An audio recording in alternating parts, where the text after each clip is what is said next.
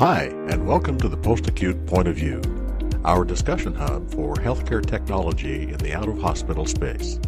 Here we talk about the latest news and views on trends and innovation that can impact the way post-acute care providers work. And we take a look at how technology can make a difference in today's changing healthcare landscape in both home-based and facility-based care organizations and the lives of the people they serve. Today we hear from Kevin Whitehurst, Senior Vice President of Skilled Nursing Solutions for MatrixCare, and his special guest. Let's dive in. Hi, this is Kevin Keith Whitehurst, Senior Vice President at MatrixCare, and I want to thank you all for joining us today. I'm here today with Amy Wooten, Director of Nutrition Management at MatrixCare. We're going to be talking about serving up power nutrition to combat flu season and COVID-19. So why don't we go ahead and get started, Amy? Delighted to have you here. We're in the thick of flu season and a pandemic. Why is nutrition so critical during this time? It's the medicine. No. We know from study after study that good nutrition fights against disease and viruses, and it's impacted by things like age, your sex, the health status that you have, your lifestyle, and the medications that you take. Adequate nutrition is essential for maintaining our own immune function. And nutrients such as protein, the B vitamins, C, D, and E, as well as zinc, are really critical. These nutrients are found in enriched grains, fruit, vegetables, dairy, protein products. And our seniors have high rates of chronic disease, including heart disease, diabetes, and obesity. These health conditions place an older adult at greater risk for infection and disease and makes them more susceptible to the cold and the flu and COVID-19 and its complications. So generally, calorie intake does decrease with age. Females age 60 or older only need about 16 to 2,000 calories a day, and males 60 or older about 2,000 to 2,500 calories per day. But providers are working right now under stressful conditions to provide nutrition services to vulnerable older adults, but keeping nutrient needs in mind will help battle against any illnesses. So, Amy, you seem to be really well versed in the science behind the nutrition. Let's break some of the nutrition information down for our listeners, beginning with the benefits of vitamin C. Vitamin C is actually the only scientifically proven supplement found that can shorten common colds. Vitamin C, or ascorbic acid, is a water-soluble vitamin found in things like fruits and vegetables. The RDA, or recommended dietary allowance of vitamin C in adults, is 90 milligrams for men and 75 for women. But if you smoke, you should increase that to 35 milligrams a day above that RDA. In most situations, it's relatively easy to get the recommended amounts of vitamin C through foods, and therefore supplements aren't generally recommended. But with intake decreasing, maybe due to illness or depression, supplements may be really beneficial. The tolerable upper level of vitamin C is around 2,000 milligrams a day. So think about that. You're going from recommended of 90 all the way up to 2,000 before you have any kind of irritation. And that toxicity is really just a GI irritation, so nothing critical. In regards to COVID-19, the NIH indicates there's insufficient data to recommend either for or against the use of vitamin C in supplementation. But all of their studies, they're not been well studied on anything other than critically ill population. So not necessarily in the seniors or in the general population to apply those findings. But we do know vitamin C supports the immune system by stimulating the formation of antibodies. So including more sources of this healthy vitamin by choosing citrus fruits such as oranges, grapefruits, tangerines, my favorite, or red bell pepper, papaya, strawberries, tomato juice, or foods just fortified with vitamin C such as common cereals that you can take, can do nothing but help, no harm, but rather good. That's really good to know. I hear a lot of people are taking zinc for colds, but I understand that there are tremendous benefits incorporating this into a resident's diet. Can you talk about zinc?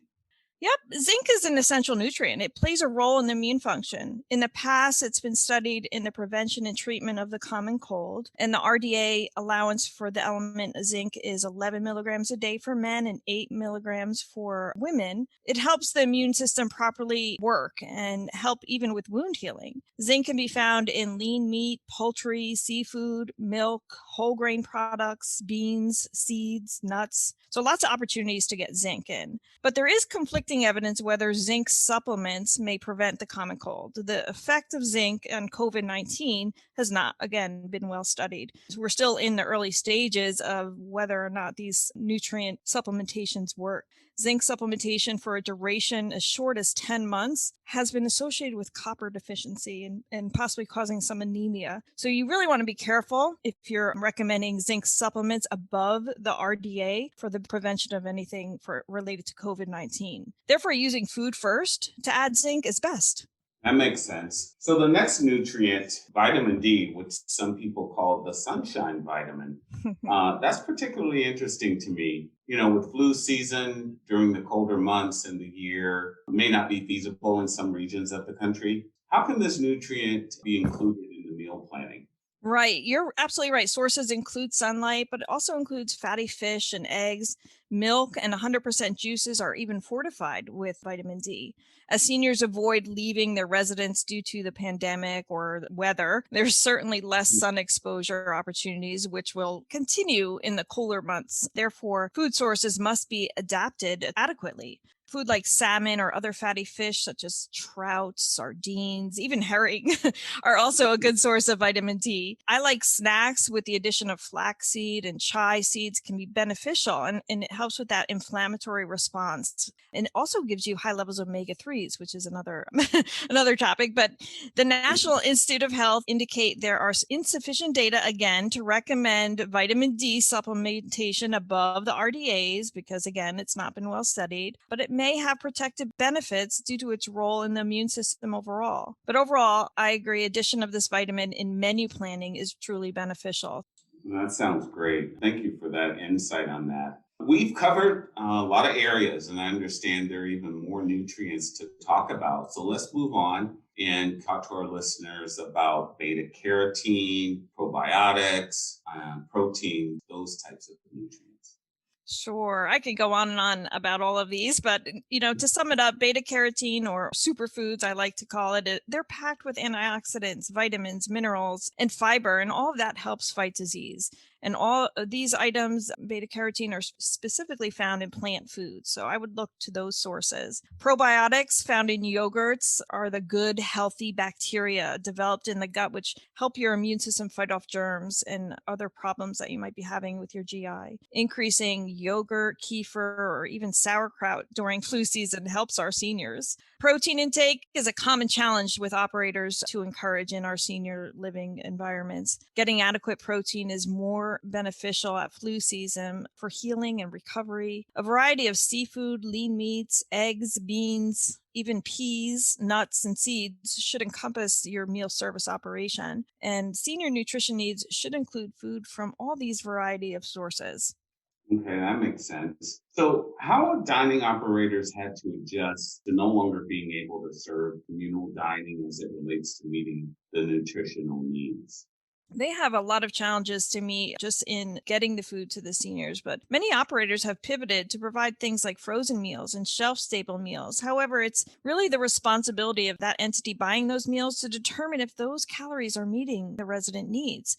Purchased frozen products may contain more calories than what would be recommended for older adults and may not contain dairy, or sometimes may not have things like extra fruit or grain product that's required. So that needs to be considered when they're looking at those type of meals. Operators having to purchase prepackaged individual meals or shelf-stable meals are usually very high in sodium too, and may not contain adequate potassium or protein. They may also include too much carbohydrate and too many added sugars. All of these are nutrients of concern for those with hypertension, heart disease, diabetes. It's key to continue to provide nutritious, palatable meals and food to older adults in order to keep them healthy in the community, but making sure you're providing those right products and doing what you can to avoid those frozen meals that although may be simpler, may not be nutrient appropriate.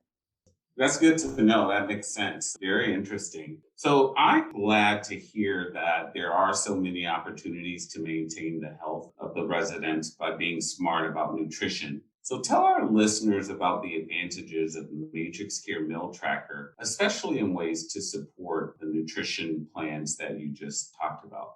Sure. I mean, one of the reasons I joined Meal Tracker Matrix Care was because of all the wonderful features and the focus on nutrition that Meal Tracker has. Meal Tracker can make nutrition, flu prevention interventions simpler to handle. Our all-inclusive 3-in-1 solution offers features that encompass everything you need to evaluate, build, and monitor nutrition being provided at your operation. Meal Tracker provides you with not only a tray program for meal service, but a full menu building platform and recipe file of over 4,000 recipes already in one spot. So all three areas are covered.